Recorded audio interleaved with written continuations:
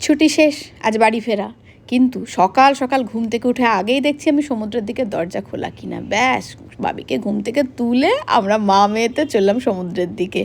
এসে থেকে দুদিনই সমুদ্রে নামা হয়নি। সমুদ্রে অনেকক্ষণ থাকলাম, কিন্তু যখন নামলাম তখন জলটা অনেকটা দূরে ছিল। তারপর জল আস্তে আস্তে একদম যে সিঁড়ি দিয়ে নামলাম সেই সিঁড়ি পর্যন্ত চলে এলো। যখন সিঁড়ি পর্যন্ত চলে এলো তখন আমরা উঠলাম জল থেকে। তাহলে এবারের মতো বিদায় মন্দারমণি। এবার আমরা ব্যাগ গুছিয়ে বেরিয়ে পড়লাম।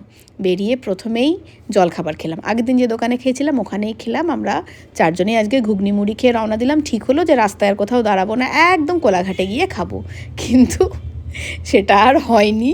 রাস্তায় বেরিয়ে যেন বেশি বেশি খিদে পায়। আবার দাঁড়ালাম, কাঁথি পেরিয়ে দাঁড়ালাম, নিলাম চা আর ডিমের অমলেট।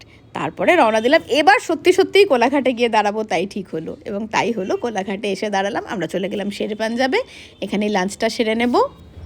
সৌভিক নিল ছোলে বাটুরে, আমি অর্ডার করেছিলাম মিক্সড ফ্রায়েড রাইস আর হট গার্লিক চিকেন, আর সুমিত বলেছিল আলুর পরোটা খাবো। তো মিলিয়ে মিশিয়ে সবাই একটু করে টেস্ট করলো। খুব সুন্দর লাঞ্চ হলো। তারপরে যে যার পছন্দের আইসক্রিম নিয়ে উঠে পড়লাম গাড়িতে। আবারও ঠিক হলো যে কৃষ্ণনগর পেরোলে একটা চায়ের বিরতি নেওয়া হবে। দক্ষিণেশ্বর পেরোতেই টিপটিপ করে বৃষ্টি শুরু হলো। তারপরে এত বৃষ্টি যে রাস্তায় পুরো জল দাঁড়িয়ে গেল। আমরা খুব আস্তে আস্তে এগোতে লাগলাম।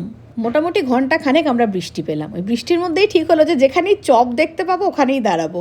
তো নেক্সট আমরা দাঁড়িয়েছিলাম ধুবুলিয়ায়। ঘন্টা খানেক বৃষ্টি পেয়েছিলাম, তারপর কিন্তু আর বৃষ্টি পাইনি। ধুবুলিয়ায় একটা চপের দোকানে দাঁড়িয়েছিলাম, সেখানে মানে বিভিন্ন রকমের চপ। চা তো খাবোই, সঙ্গে যে যার পছন্দের চপ অর্ডার করলো। আমি একটা মোচার চপ খাবো দেখেই ঠিক করেছিলাম। সঙ্গে ছিল ডিমের চপ আর আলুর চপ, কিন্তু মুড়ি পাওয়া যায়নি, স্যালাড দিয়ে খেলাম। একটার পর একটা হাবজি গুবজি যা পারছি সারাদিনে খেয়ে যাচ্ছি।